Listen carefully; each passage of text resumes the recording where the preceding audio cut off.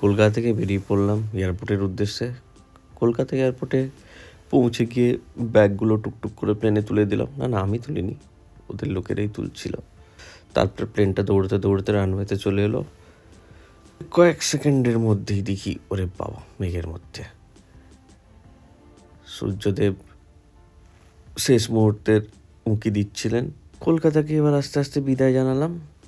বিদায় কি জানাবো, কলকাতা থেকে বেরোনোর পথেই হঠাৎ করে চোখে পড়লো বালি ব্রিজ। এরকম আগে কোনোদিনও হয়নি, ফ্লাইট থেকে বালি ব্রিজ দেখতে পেয়েছি। আমি বললাম তাহলে দক্ষিণেশ্বরের মন্দিরও দেখা যাওয়ার কথা। জুম করতেই দেখতে পেয়ে গেলাম দক্ষিণেশ্বরের মন্দির। অতটা ক্লিয়ার ছিল না, তাও দেখতে পেলাম, এই আর কি মনের শান্তি।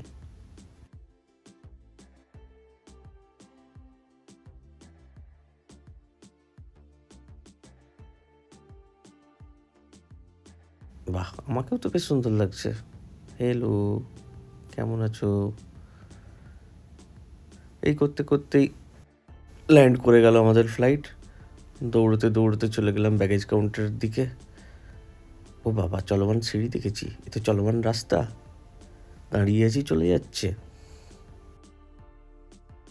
এই তো আমি। বাবা, এখানে কত রকমের হাতের মুদ্রা দেখা যাচ্ছে দিল্লি এয়ারপোর্টে। সবাই যেন হাত বাড়িয়ে আশীর্বাদ করছে, না কি করছে কিছুই বুঝতে পারছি না। চলুন, এই করতে করতে টুক করে এয়ারপোর্ট থেকে বেরিয়ে ক্যাবটা নিয়ে পৌঁছে যাই হোটেলে। এই আমাদের হোটেল রুম। আমাদের নয়, অ্যাকচুয়ালি আমার, আমি তো এবারে একাই এসেছি। এই হলো ওয়াশরুম, এই রুম, আর এই যে আমি। এই আজকের মতো এই পর্যন্ত। চলুন, কালকে কি করি কালকেই জানাবো। আজকের মতো এই পর্যন্তই। ব্লগটা ভালো লেগে থাকলে জানাবেন।